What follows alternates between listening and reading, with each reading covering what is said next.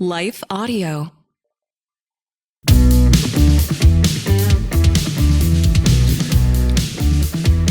Hey guys, it's John and Johnny back for another episode of your favorite podcast, Talk About That. It's very presumptive. You don't know what their favorites are. We've heard from people that it's Do you their think there are favorite. people who, because how many podcasts do you have in rotation? You know, I'm off my podcast game right now. Are you? I'm in writing mode. Yeah. I really have only a couple that I'm pretty loyal to. One is American Scandal. It's like a history podcast that has a little bit of like audiobook drama built in. They do it like dramatizations in ways and tell the story, which I enjoy a lot. It's a Wondery podcast if you're a Wondery person. So I have a Wondery subscription. Oh, Wondery fancy. Plus. Can't hide that money, bro. I got $5.99 a month. But the other one is on Wondery as well, and it's called Scamfluencers, and it's like a true crime meets the internet age. So it basically is about sometimes it goes back pre-internet, but it basically is about people who are like, they're scammers, but they're using their influence as well to perpetuate scams and their rise and fall. Don't you feel like that we're scamming? Do you ever feel... No. What do you mean? Never mind.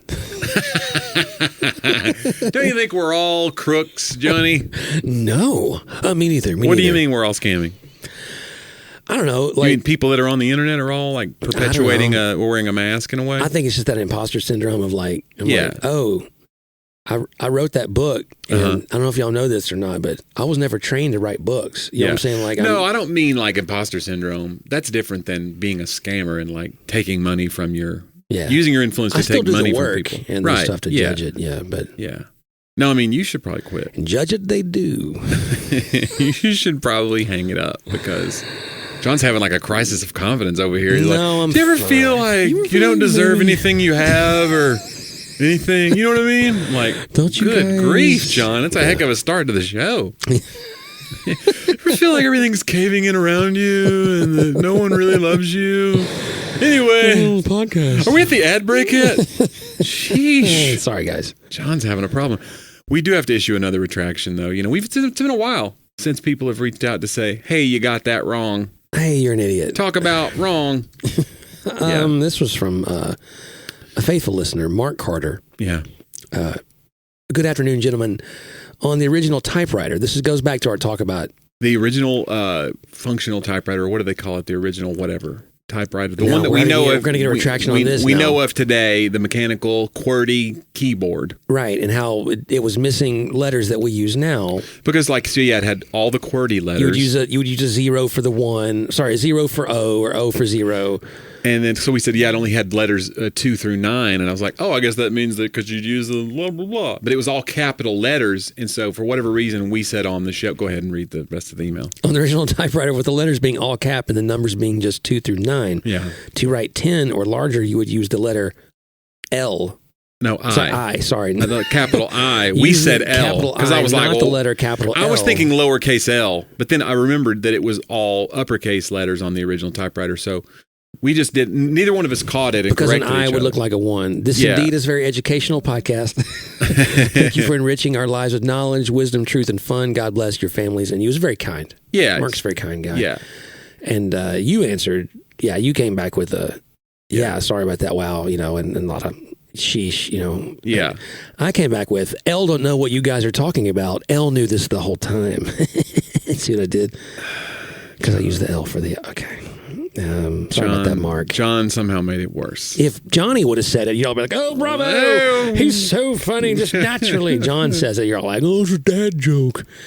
You know what, Johnny? I am a dad, and I'm not ashamed of it. No, I think go for it. I'm a little ashamed sometimes of myself. As you should be. Anyway. John, hey, thank you, Mark. John's in crisis over here. Hey, if they wanted to email us like Mark did, Johnny, how would they do that? Just send an email to hello@talkaboutthatpodcast.com. Yeah. And if you go to talkaboutthatpodcast.com, our website, you can see all the archived episodes, 300 and something, over 350. We're nearing 400. We're near the 380s now. We're nearing 400. Yeah. And you can catch up with the show. Maybe you got a big fall break trip planned. Let's binge that thing. Let's go. And and subscribe to the show. You can subscribe to our email list. We have a newsletter we're starting up, and it's going to go out to people and just give you more information about things that you want to know about. We're not going to spam you. Please stop freaking out about it. We're good people. Just let us send you an email. I'm a good person. John, it's on the fence, but John's a scam artist. Got imposter syndrome. John's really like, am I even a person? Do I have value? Do you ever think? And you go, I don't, buddy. Again, I will get on to my wife all the time. Yeah. Because again, I'm like, you're an amateur worrier. Like when you worry, it's like, oh, she'll come up with the worst case scenario thing. You know, I'm like, wow, that's not even in my top. Like that doesn't make the list of my worst case scenarios. Right. Yeah. You want to really worry, and then I don't drop it on everybody what I really think. Right, that's It'd be too much. It's just too much. So you think she can't handle it? She's not strong enough to handle the worry that you carry? Is that what you're saying? That why would I put that on her? Uh-huh. I'm barely holding it together. Someone in this family has to hold it together. It might as well be her. I think it's amazing you think you're holding it together. Oh yeah, I know. My wife said to me the other day, we were having a conversation in the car. And I said something snarky to her, and she goes, "I don't like this side of you." And I said, "What do you mean, like my personality?" And she said, "Yes." Well done. Well done. Yeah. So I go, "This is the real side. This is the side. Right. I don't have a lot of sides." Yeah. So. I think I read somewhere the other day that when you marry someone and you take the vow. You vow to marry every version of them. Oh wow! Throughout their life. That's true. It's also pretty brutal. Yeah. Yeah. You marry because that's that whole like you're not the person I married, and I think we've said it plenty of times, but like of course you're not. Yeah. What's the thing? Just physiologically, isn't there a thing where like all your cells replace themselves every 7 years, so you're literally a different person? I thought that was like skin cells in a pillowcase or something. Or no, that's different. You swallow a spider? I can't remember. You swallow 10 spiders a year and their skin cells are in your... No. I think... I did read that when I was... a long time ago, I read that thing about like, if you have a pillow for more than like 5 years... It's all... 3/4 of its weight... Or a mattress is the same way, is made up of like dead dust mites and their feces. Which, guys, how would you even... Yeah. No, but anyway, back to your... I think it's 1/4 of the way, not 3/4. So it's 1/4 way. Because I remember I wrote a joke about it. I was like, so it's still like 75% like feathers? That's... I mean, my pillow's making D's, but I still love it. You know, that's the 75's passing where I come from. That's nice. Your brain cells, though, every 7 years? But no, I think that like if you have a kidney, and most of us do, if you're listening out there and you have a kidney, raise your kidney. It replaces itself, all the cells that it replaces. I don't know, it's a whole thing. But I think that's true. Maybe that's one of those things that we just all believe, like we only use 10% of our brain. That's not true at all. We use 100% of our brain. But I do believe that there's a fact out there that like our cells regenerate about every 7 years, like over the course of the 7, not all at once, like you wake up one day and you're a new... Every 7th year, like, look, the cicadas are back, and here's the new Johnny. Like, it's not that, but what was the sound of regeneration again? You like that? Johnny came out of the goo. I did, man. I'm in the primordial ooze over here. I'm like those. I'm a precog laying in the pool. Minority Report, we talked about sneakers last week. Minority Report is one of the most underrated movies because it had everything. It had CGI, but it had a great plot. It had great acting. It had a great story. Like, it had it all. It had a message. It did. It had like this whole thing. And a lot of it's kind of happened. Like the idea of pre-crime, that if we could stop someone from committing crimes that they haven't committed yet, would you do it? It's a moral dilemma that we hadn't really quite thought of. For something they haven't done. Yeah. Crime. Yeah. Can they get outside of, you're punishing. It kind of gets into 1984 a little bit territory. Yeah. Yeah. It was interesting. It had some gross parts too, but it was, I was fascinated by that movie for sure. But yeah, the precogs, and what I recall is we used to do these big videos for the church, and they got more and more absurd every year, right? And for the State of the Church address, and so some of them were really funny, and some really funny bits that Johnny would write. That was one that Jeffrey pitched to me. Jeffrey always had some weird out of the box idea. He'd be like, "What if we did this?" And one of them was like, "Me and him." I think it was me and him, because you wouldn't do it. He was like, "Me and you will lay in a pool, and be the precog twins, and we're seeing the future. We're going to shave your head? I don't know what, a skull cap, something. We're going to do something. Why would you think I wouldn't do that? I just remember he pitched it because I think he wanted, if I'm remembering it right, I think he was like, I'm built for this.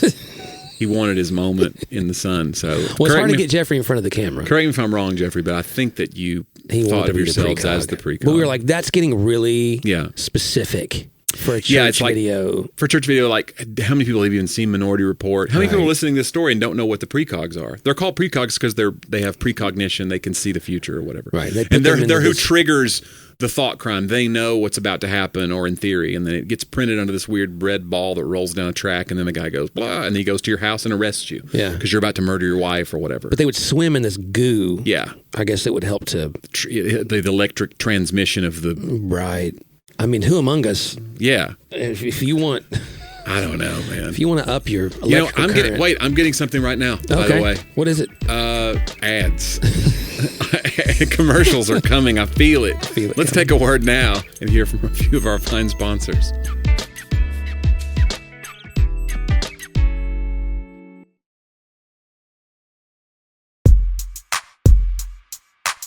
Bro, you were right. Yeah. How did you know? I don't know. I just, I got a sense of these things. I got a real fifth sense. I had an idea for that about a movie, like about a blind guy that can see dead people. And it was called The Fifth Sense. And because he's, okay. You see, guys, because if I'd have said that, y'all would have been like, boo. Yeah. A blind guy with ESP. I think it was a blind guy with ESP, and the tagline of the poster would be, I hear dead people. Because John, I didn't do it. I wasn't going to say I'm not insensitive. I mean, I am. That's funny. Back then, that's the thing when you start out comedy, you're just saying anything. And you're like, you look back and you go, oof. Yeah. I'm glad I didn't do that on stage or say it in a podcast. You had one we won't say. No. That you eventually retired. Yeah. I always thought it was hilarious. I don't even know what you're talking about. But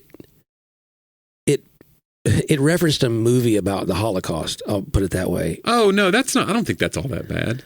But it was about a guy who sold I'm writing a screenplay about a man who's compelled to sell all the junk in his attic in an attempt to save as many people as he can from the Holocaust. It's called Schindler's Craigslist. That's not offensive. I don't know. I mean, I think what we decided eventually was, what I advised was like... Did you advise me to stop doing that joke? I was like, hey, I think anytime you're referencing the Holocaust, it might be too soon. Boy. It's not a joke about the Holocaust. I understand. Thank you. It's not. I get it. Yeah. And I understand its humor.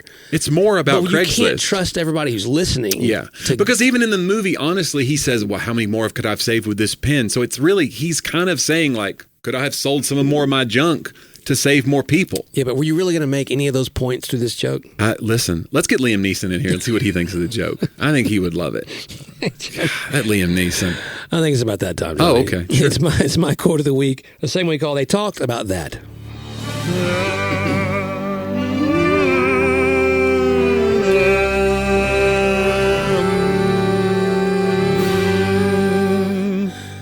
I just kept a one unison note that time. Did you? I did. Okay. Johnny, I want to do Dallas Willard today. Okay. He says, we must stop using the fact that we cannot earn grace, whether for justification or for sanctification, as an excuse for not energetically seeking to receive grace. Having been found by God, we then become seekers of ever fuller life in Him.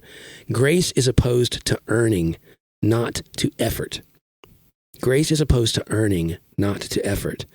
The realities of Christian spiritual formation are that we will not be transformed into His likeness by more information, by infusions, inspirations, or ministrations or ministry alone. Though all of these have an important place, they never suffice, and reliance upon them alone explains the now common failure of committed Christians to rise much above a certain level of decency. Huh. And so, he's kind of coming back. We always talk about you can't earn grace, and it's such a key. It's the key to understanding the gospel. I mean, if you think I have to be good enough for Jesus to forgive me or to give me grace, then you can't receive forgiveness because it can't be on your own merit, right? All have sinned and fallen short. That the gift of God is eternal life. It's a free gift. And that anyone who tries to boast in anything other than that, so there is a sense of, okay, I have to know that as a dead person, right, I don't bring myself back to life in any way. Someone from the outside enacts life upon me. My only real role in it, in terms of coming to life in Christ, is to receive by faith, right? Mm-hmm. I'm not doing anything up to it. I'm just receiving it. And so, but he says, I love this, like, doesn't mean though that we're not giving the effort. And to me, it's the effort post, right? I'm still giving grace, right? I'm receiving it all the time. I'm not trying to earn it by my efforts, but I am trying to seek Christ-likeness, right? And so only Jesus can make me. And there was a quote I saw the other day. Someone put out. Actually, I think this is my quote. Oh boy! I think I wrote this one on my run. Here we go. Instead of like, I think a famous who was it? Theologian. Let me go over to my bookshelf. Instead of like WWJD, right? It should be WDJD. What does Jesus do? Right. Like we have this whole what would he do? Why don't we just look at what he does? Yeah. Right. And follow after that instead of trying to speculate about what it is. Because I want to become like him, and I can't just do that through like only hoping to receive grace without any movement towards it. Yeah. I think spiritual formation is the best word there. But I think what struck me about this quote was that last line. When we don't make a life of continually seeking, not to earn, right, but to bring our efforts to it, which faith has to have effort, right? Faith without effort is dead. If it doesn't have something that you're doing in it, then you actually don't believe it. So right. if I actually do believe this, there's going to be some movement towards it. And I think, again, whether that's through time with Christ and spiritual disciplines, again, it's not the discipline itself. It's that the closeness to him, the serving of the poor, the speaking and sharing of the hope that we have in Christ, the community that we have together, the confession of sin, the forgiving of one another in order to recognize it as really the only condition of receiving forgiveness is that I continually give the thing I've received, right? Because it's forgiveness is dynamic. It's not static. It's happening all the time. So it has to be happening out of me all the time. Yeah. All of those things, think about it. If you live that kind of life, then that's how Christ changes you over time. But if you just think, I received grace and you can't earn it, so now I don't have to worry about it, I don't, because I never wanted to jump into earning, then I don't have any sort of effort, at least towards loving one another and those things, then we see it now. Committed Christians who are not rising above just a basic level of human decency, but calling it Christianity. Yeah, like there's a theologian that called it cheap grace. When you say like, well, I can't earn this, so I just won't even not making an effort, not make any effort. Like I do think there's a distinction between effort and achievement. Yeah, there's another quote I think about that says, "You're already living by what you believe about God." Yeah, you're already living your life by what you believe about God. So there's people that be like, "Okay, well, I have a faith." Well, okay, well, you're aligned in some way. Right. If you believed that there was a bomb in your house, you would behave accordingly. Right.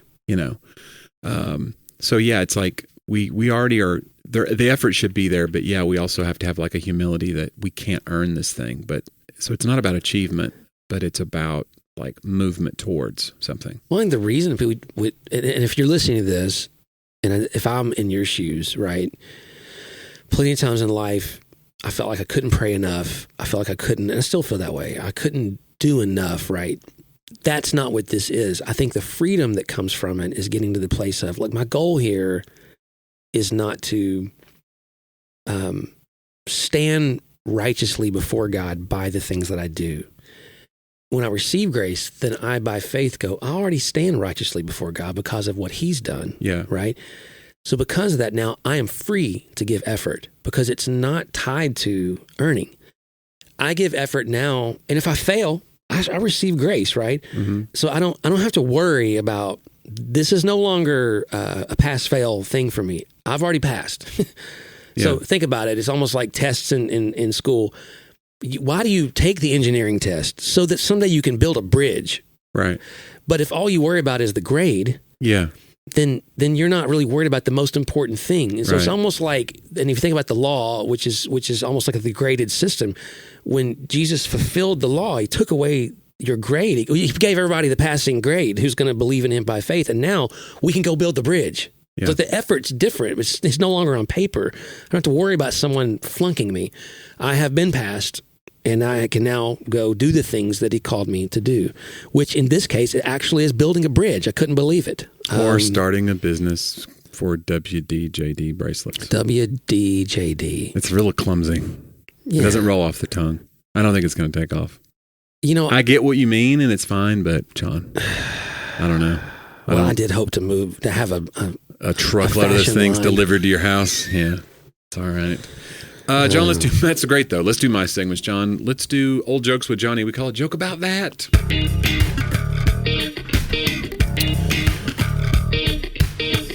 John, a pirate walks into a bar. This is a true story, by the way. Pirate walks into a bar. The bartender says, "Hey, I haven't seen you in a while. What happened? You look terrible." "What do you mean?" The pirate replies, "I'm fine." Bartender says, "But what about that wooden leg? You didn't have that before." "Well," says the pirate, "we were in a battle at sea and a cannonball hit my leg, but the surgeon fixed me up. I'm fine." "Yeah," says the bartender, "what about that hook? Last time I saw you had both hands." "Well," says the pirate, "we were in another battle and we boarded the enemy ship. I was in a sword fight and my hand was cut off, but the surgeon fixed me up with his hook and I feel great, really." "Oh," says the bartender, "what about that eye patch? Last time you were in here you had both eyes." "Well," says the pirate, "one day when we were at sea, some birds were flying over the ship. I looked up and one of them pooped right in my eye." So the bartender replied to the bartender, "What happened? You couldn't have lost an eye just from some bird poop." "Well," says the pirate, "I really wasn't used to the hook yet." The old done. First day with the hook. Oh my goodness! It happens, and our heart goes out to that. That's a true story. God. Yeah. Our heart goes out to John. Let's wrap up the show with This Week in History. We call it Talk About Then.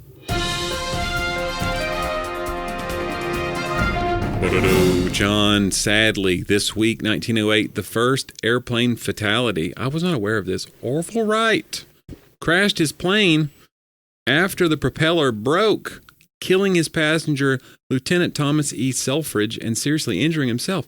This is kind of there was a lot of these test flights where you're like, hey, we only see the one, it kind of does one of these, and then it finally takes off, and you're like, they did it. But like along the way, some bad stuff happens. Yeah. And Orville Wright was involved, although we're going to blame the propeller, I guess, but I guess these propellers just snapped off back in the day. Yeah, that's interesting. It's the previous May, Selfridge had become the first U.S. military officer to pilot a modern aircraft when he flew solo in AEA's newest aircraft, White Wing, traveling 100 feet in his first attempt and 200 feet on his second, and then sadly lost his life in 1908.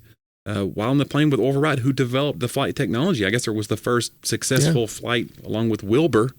Wilbur and Orville, right? Like Wilbur and Orville, we got to bring those names back. Yeah. That's one of those like Sadie's kind of an older name. I see people doing Eleanor's and I see people doing Helen's again. I mean, Wilbur and Orville, though, they may have kind of... We need more like Hazels. Some Hazels. Vera. Those are my two grandmothers' names. Vera, Hazel, Gladys. We don't see these very much, you know? Yeah. Come on, guys. Do better. Vera, I think, went away in the 90s because she was kind of the wisecracking waitress on Mel's Diner, you know, Alice, the show Alice. So, like, if you're associated with a show as, like, you're the side character, you're the, you know, she was kind of a mousy. You don't want to be like, oh, it's a Vera. I don't, you know.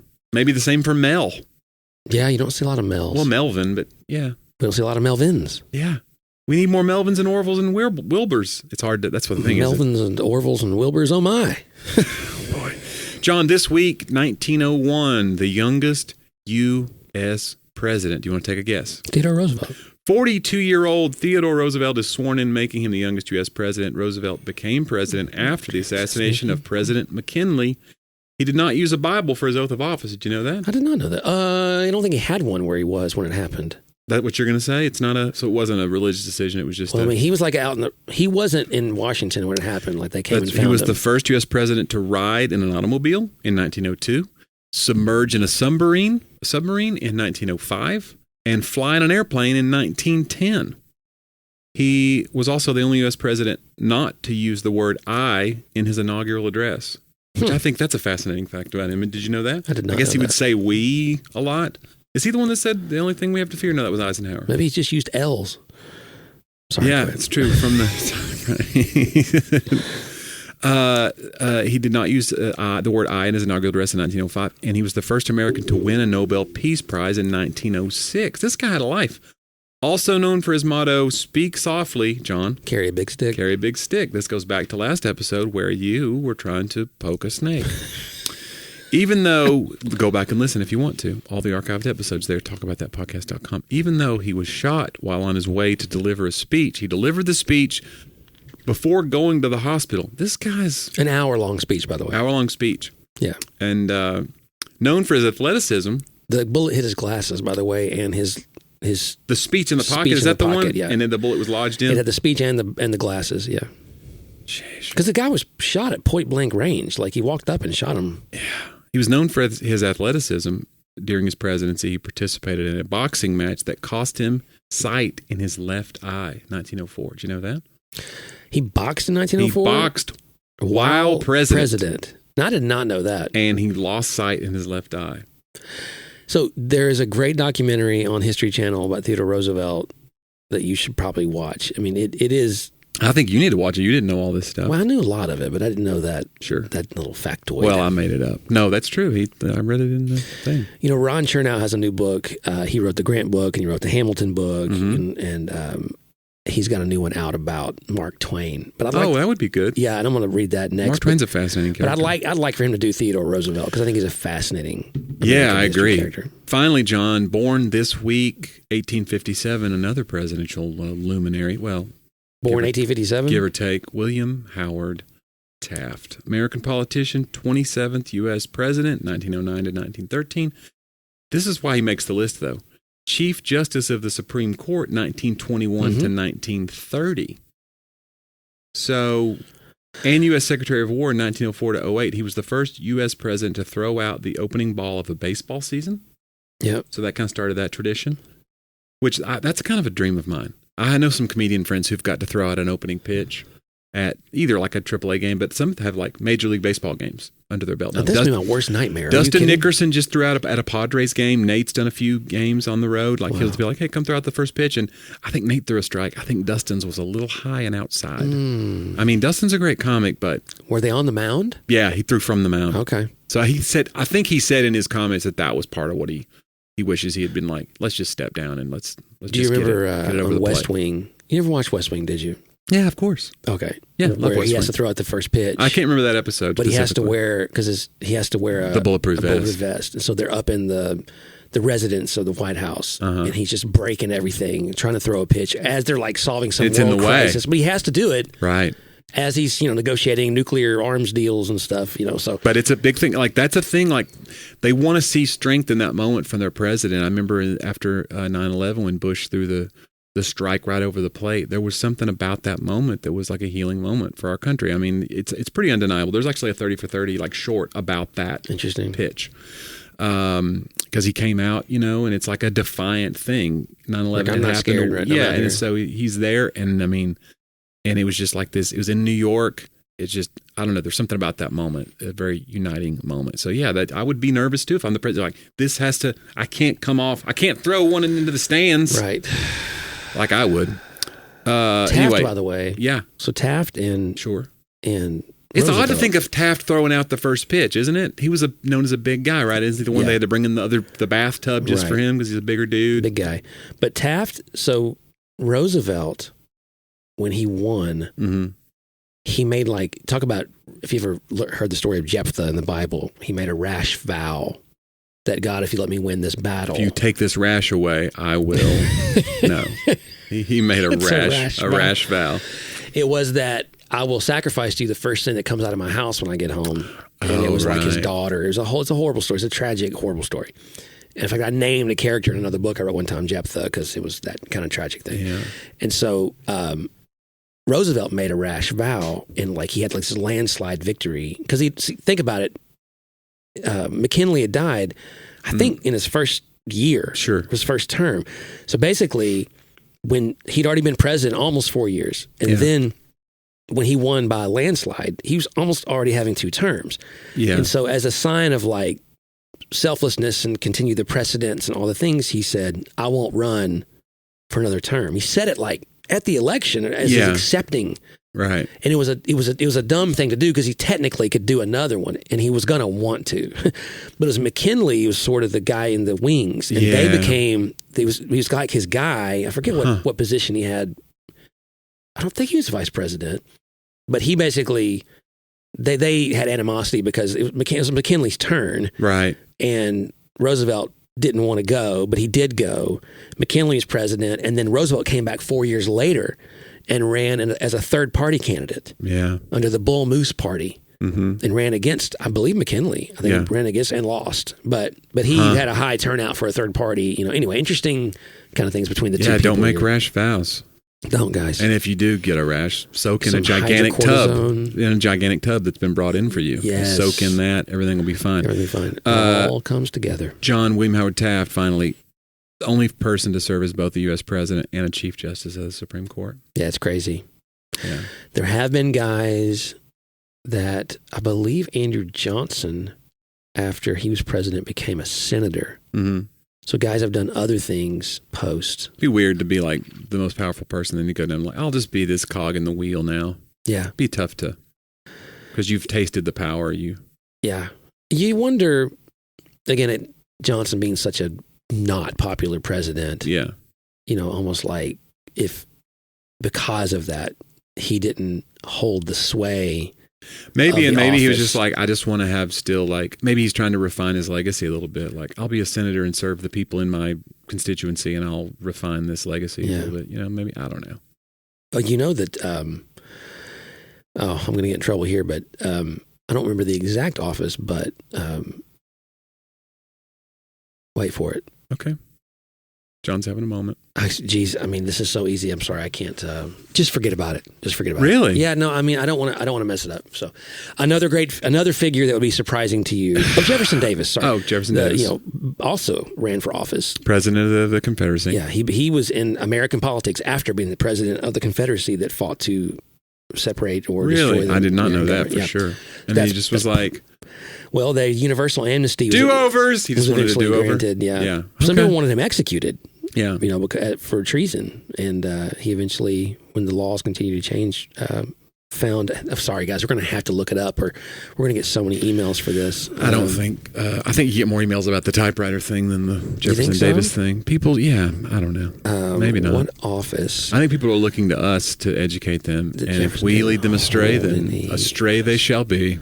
Government after the Civil War, guys. Out here making rash vows. Wait for it. Yeah. Wait for it. Mm-hmm.